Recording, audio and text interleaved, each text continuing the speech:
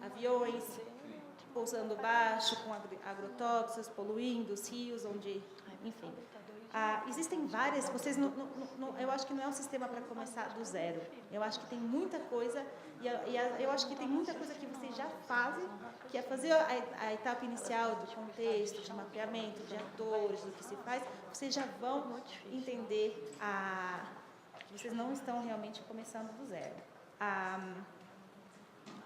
Em relação à pergunta do Dr. Luciano sobre quanto tempo, e da Érica, quanto tempo demora para construir, como criar uma rede ou não, por isso que justamente eu convidei as pessoas que criaram, implementam os mecanismos de alerta para poderem dar essa informação de acordo com a experiência deles, porque, como eu disse, como é um sistema modelo, os tempos variam de forma em forma, de país para país, de experiência para experiência, mas eu acho que a questão acho que todos, ou cada vez mais estamos entendendo que prevenir violações de direitos humanos é um caminho, não sair da reação, não.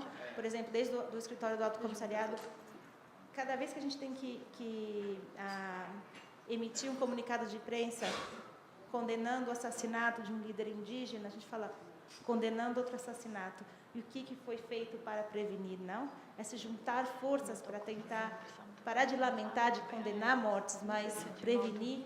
Eu acho que isso também vai empoderar o Ministério Público nas suas funções. Agora não sei se eu vou ajudar muito, mas eu fui refletindo algumas coisas, primeiro, no Brasil, a gente tem uma grande desconfiança das institucionalidades. Eu acho que isso é uma questão séria. Os órgãos e instituições feitos para nos proteger são aqueles que, muitas vezes, desenvolvem ações de cooptação, desenvolvem negociações individuais exatamente com uma perspectiva de desmobilização. Então, é preciso que a gente pense também que organismos são esses, qual é a sua origem, como ele nasce. É muito recente o Ministério Público ser um aliado da população. A gente sabe disso, né? Através das ações e da mobilização da população que foi se construindo uma mudança nessa atuação de alguns anos para cá. Mas nós não contávamos com eles nas nossas ações. Isso eu acho que é uma questão. Outra questão é que as institucionalidades têm interesses diferenciados em determinados lugares. Se a gente pensar os megas eventos, o Estado ali, na sua composição, prefeitura, Estado, município, órgãos de apoio, tem interesses diversos, até porque são esses interesses que, muitas vezes, instalam os megas projetos em detrimento da população, né?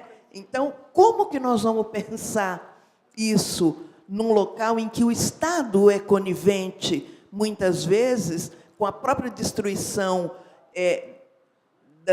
dos movimentos, da comunidade?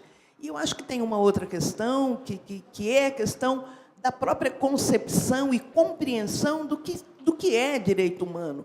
Nós sabemos que nós estamos no país que desconfia do que são direitos humanos, para quem está sendo feito, como está sendo feito. Isso é uma outra questão que eu acho que a gente precisa pensar. Como a gente muda crenças e valores. E também, para mudar crenças e valores, é preciso que as nossas institucionalidades mudem, né? Para que a gente acredite. Obviamente que nós estamos em momento diferente, nós temos muitos aliados, mas nós temos também muita fragilidade. Eu vou dizer uma coisa muito simples, que não se pensa. As mulheres estão em risco todos os dias, seja na sua casa, seja na sua atuação política.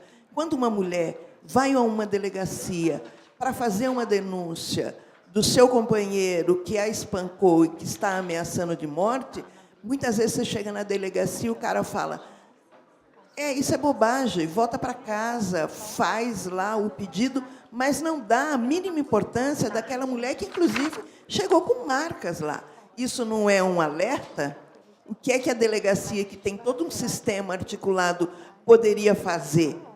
Ela teria as condições efetivas de fazer uma articulação para poder prevenir o assassinato daquela mulher. A mulher vai de manhã na delegacia e é assassinada à noite. Então, assim, como nós vamos pensar, e eu estou falando das mulheres, porque, efetivamente, os programas pensam muito rasamente as questões de gênero, como nós vamos pensar que as mulheres, pela condição de ser mulher, correm risco? Assim como nós, negros, pelo simples fato de sermos negros, corremos risco, quando é homem, de ser assassinada, porque, por princípio, ele fez alguma coisa, né? Então, é preciso também pensar nas questões de crenças, de costumes, nas questões ideológicas que o nosso país carrega e que, historicamente, a gente também ainda não tem coragem de botar o dedo com efetividade. Obrigada. Não sei se os reforços querem falar, querem falar. Buenos días. Las respuestas han sido tan completas y precisas que la verdad es que yo solo me limitaré a hacer un par de comentarios. Creo que hay que distinguir entre un sistema de alerta para casos de violación de derechos humanos muy específicos, muy acotados, de un sistema de alerta en el marco de la conflictividad social, porque estamos hablando de niveles distintos de complejidad. El conflicto social es un hecho muy complejo, involucra la participación de numerosos actores, hay una diversidad de perspectivas, hay ineficiencias y vacíos en la respuesta de parte de los estados, hay una tendencia a endurecer las demandas y las protestas y se puede llegar a confrontaciones violentas. Y entonces, frente a esto, los sistemas de alerta temprana solo son una herramienta dentro de un sistema de gestión y prevención de conflictos sociales. Cuando se instalan estos sistemas de prevención y gestión de conflictos sociales, no es para reemplazar los procedimientos regulares que se siguen en el Estado. Es decir, sería un contrasentido generar una institucionalidad paralela a los procedimientos administrativos, los procedimientos judiciales, constitucionales e incluso a las prácticas políticas. Las poblaciones, los grupos sociales tienen todo el derecho a acercarse, por ejemplo, al Congreso de la República y buscar a su representante y tratar con él una serie de temas y lograr que los canalice a las distintas instancias del Estado. Eso es una práctica relativamente frecuente. Pero cuando el hecho es muy complejo, estos sistemas previstos de prevención de conflictos, de gestión de conflictos, es lo más eficiente que se encuentra, dado que la institucionalidad no responde en la medida que se espera. Esa complejidad, además, hace que el Estado, al horizontalizarse y generar un espacio de diálogo, puede negociar directamente o puede buscar a un tercero imparcial para que pueda mediar. En mi país, la Defensoría del Pueblo suele ser un tercero imparcial que media, pero también, más allá de mediar, juega otros roles. Puede estar presente en el proceso de diálogo para intervenir y ejercer la defensa de determinados derechos, puede aportar información, puede, en cierto momento, destrabar el proceso de diálogo, es decir, cumple una serie de funciones. Entonces, la idea no es generar algo paralelo al funcionamiento regular de los estados, sino una respuesta excepcional dada la complejidad de un hecho. El segundo comentario que quiero hacer es que el acceso a la información para nutrir, para alimentar la base de datos, requiere efectivamente de equipos, en general de personas. Y ahí hay complementariamente dos grupos que tienen que trabajar juntos. Por un lado está el equipo profesional especializado, el que tiene que ser debidamente capacitado para el recojo de la información. En el caso de la Defensoría del Perú, la mayoría de las personas son abogados Entonces tuvimos que entrenarlos en técnicas de las ciencias sociales para saber identificar exactamente qué es lo que hay que recoger, discriminar el dato valioso del que no lo es, utilizar algunos instrumentos como la entrevista en profundidad, como hacer un focus group, como recoger directamente información en el terreno, etcétera, para que puedan alimentar la base de datos. Pero ese es el equipo especializado y hay que tomarse el tema de la gestión de conflictos de esa manera, como una respuesta profesional, porque generalmente se suele ver que el personaje providencial que tiene cierta habilidad o cierta muñeca política o el sacerdote que tiene un cierto predicamento en una zona son los llamados a intervenir en el conflicto.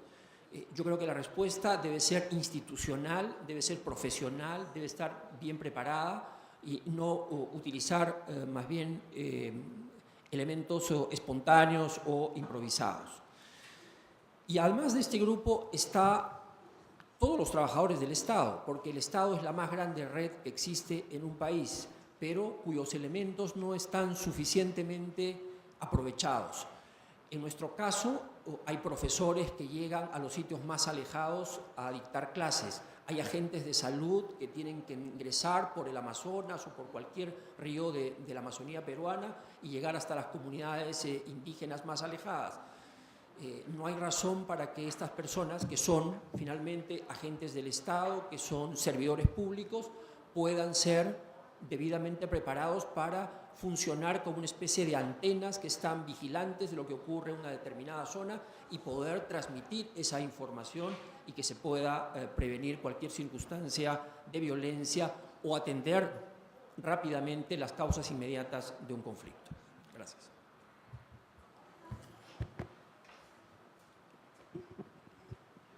Bueno, muy buenos días. Mi nombre es Luis Pérez. Yo, en compañía de Claudia, trabajamos en la Defensoría del Pueblo de Colombia, en la Delegada para la Prevención de Riesgos de Violaciones de Derechos Humanos e Infracciones al VIH.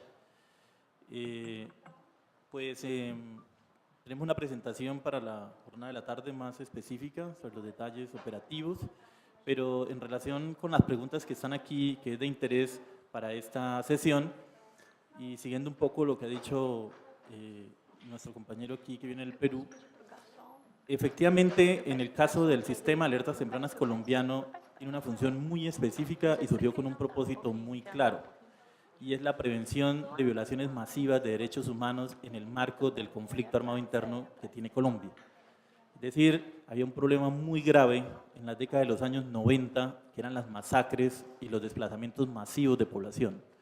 La disputa entre grupos guerrilleros, grupos paramilitares y las fuerzas militares del mismo Estado, pues ocasionaban una disputa en el territorio donde la población civil quedaba en medio y esto ocasionaba muertes, desplazamientos, etcétera, todo lo que tiene que ver con violaciones masivas de derechos humanos.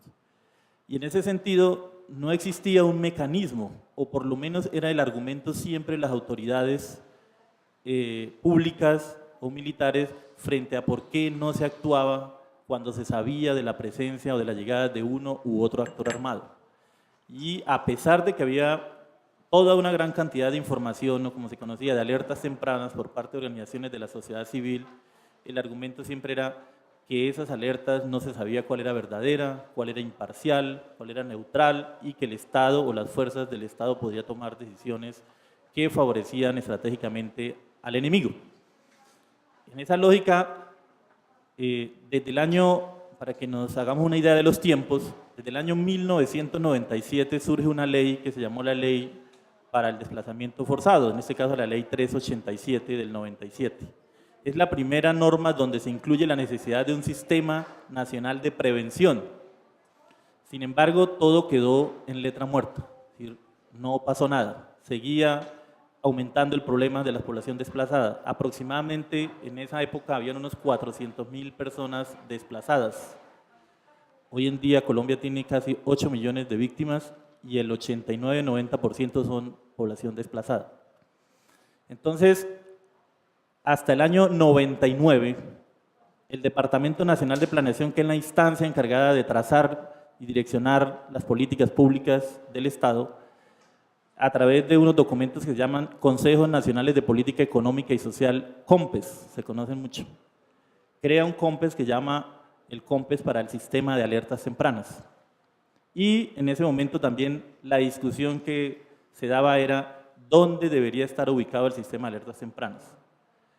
Finalmente, después de arduos debates, se consideró que era la Defensoría del Pueblo la entidad del Estado más correcta políticamente, por así decirlo, para que allí quedara el sistema de alertas tempranas. Y estamos hablando del año 99. Sin embargo, tampoco pasó nada, el sistema no empezó a implementarse. Y siempre el argumento también fue la falta de presupuesto, la falta de recursos públicos para financiarlo. Fue gracias a la cooperación internacional que en el año 2001 pudo arrancar a funcionar el sistema de alertas tempranas. Y eran 3 personas, en una pequeña oficina recóndita dentro de la Defensoría del Pueblo.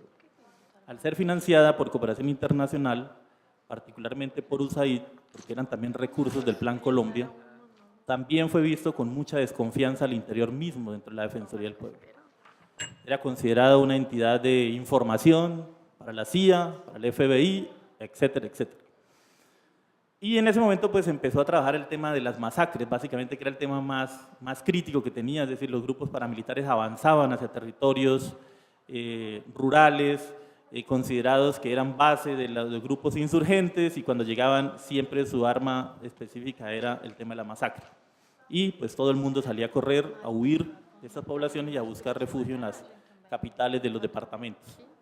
Entonces, si nos damos cuenta, desde el 97 que surge la iniciativa normativa hasta el 2001 y aún así sin recursos públicos, pues los tiempos realmente obedecen a las lógicas políticas que existan en cada país.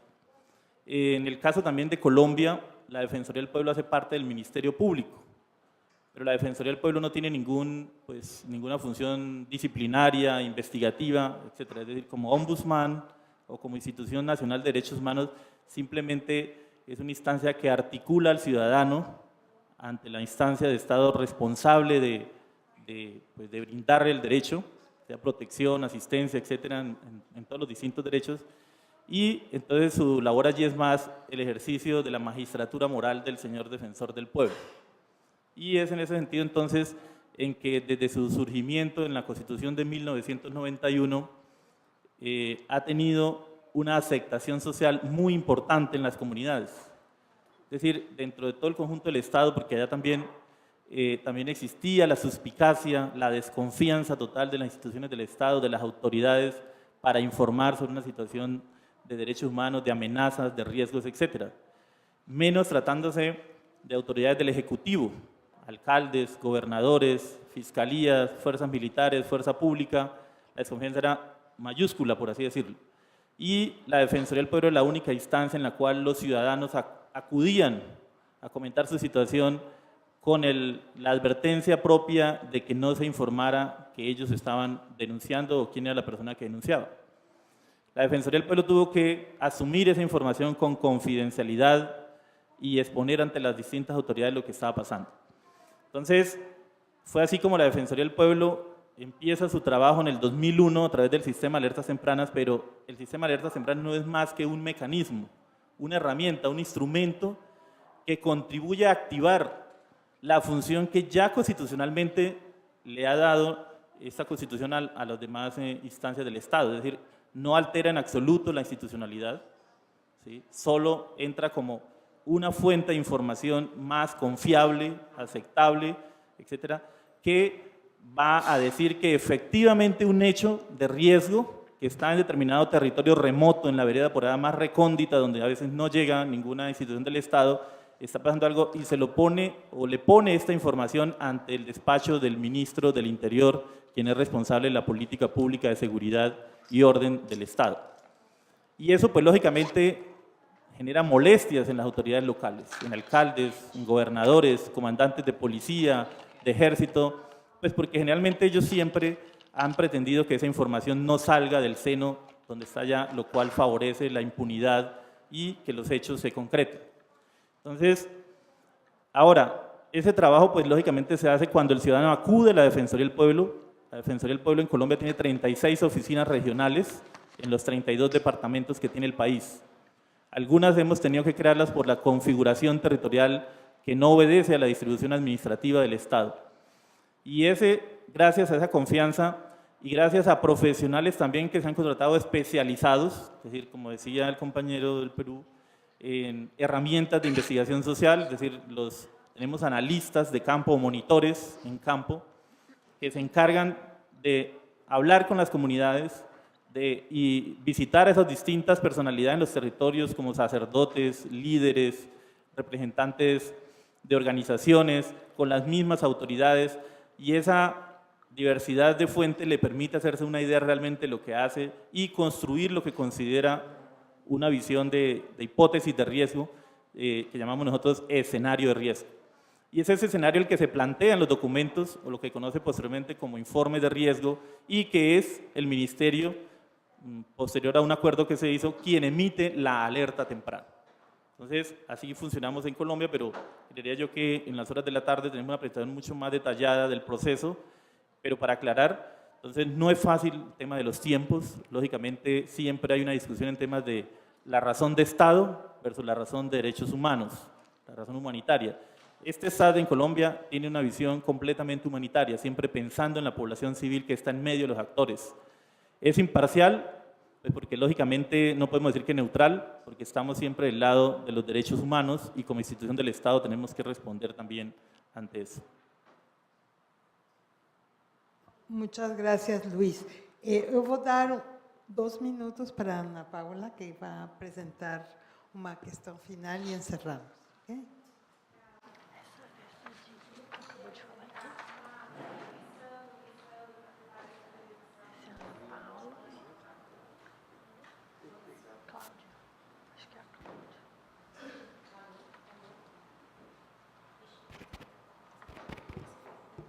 Aqui está. Como seria um modo, também pensando em questões relativas a temas, preocupações que a Érica colocou na sua intervenção, eu também compartilho.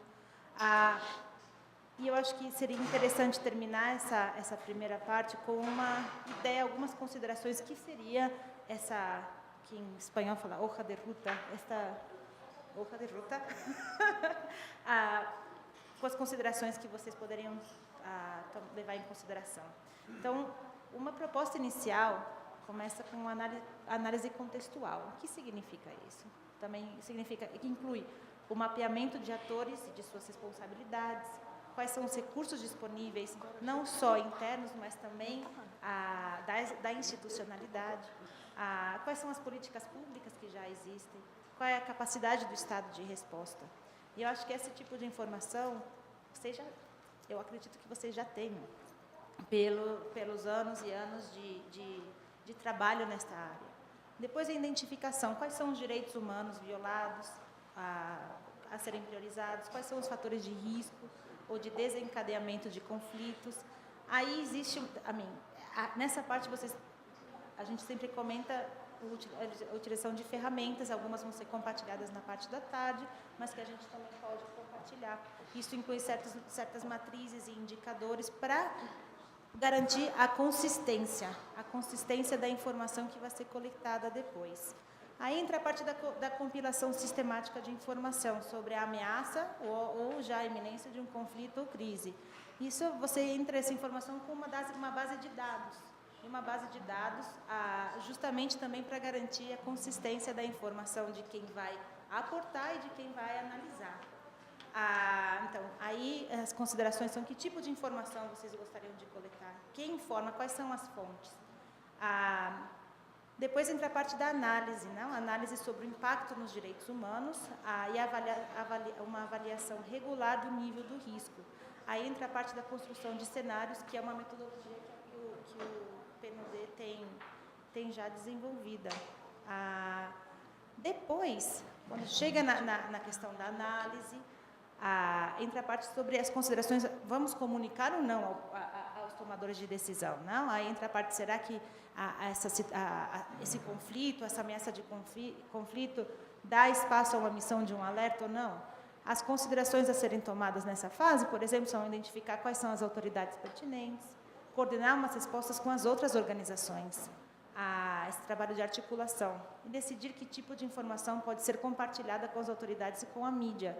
Eu acho muito importante um ponto que o Gastão ressaltou, que é do not harm, não causar dano, a questão de assegurar a proteção das pessoas envolvidas na informação coletada, das pessoas, indivíduos, e também estou falando de comunidades.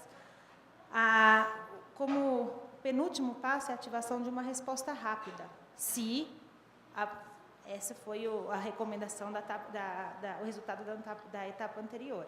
E aí inclui a identificação clara sobre que tipo de resposta e recomendações aos tomadores de decisão e uma proposta de medida, sempre recomendando que seja em consulta com as comunidades ou indivíduos afetados. A última parte desse processo, né, é uma avaliação sobre o impacto do alerta e a qualidade das respostas realizadas, não só o segmento das respostas com as autoridades, mas também um trabalho de devolução com os indivíduos e comunidades afetadas. Talvez essa parte também faça com que a falta de confiança, eles sendo as comunidades e os indivíduos afetados sendo parte desse sistema, talvez também seja uma forma de empoderar. Uma coisa que a gente tem visto em sistemas de coleta de informação é quando as comunidades coletam informação, elas se empoderam também, porque elas precisam saber que tipo de informação elas estão coletando. Então, por exemplo, quando a gente trabalha com comunidades indígenas, tentando entender como o seu direito coletivo à saúde, eles vão coletar. Primeiro, as respostas dizem, olha, a gente não sabia que tinha direito a isso. Né? Não é verdade. Então, acho que também tem um elemento de empoderamento das comunidades através desse sistema que não deveria ser menosprezado nesse contexto. Eu só queria deixá-los com essa breve informação para não deixá-los... Eu acho assim, essa primeira parte é de dúvidas. É justamente o que a gente queria, assim, era gerar essas dúvidas, para que, com a parte da tarde, vocês possam ver que é possível, não? Através de experiências já testadas, que têm seus desafios, mas também tem produzido significativos avanços nos seus países. Obrigada.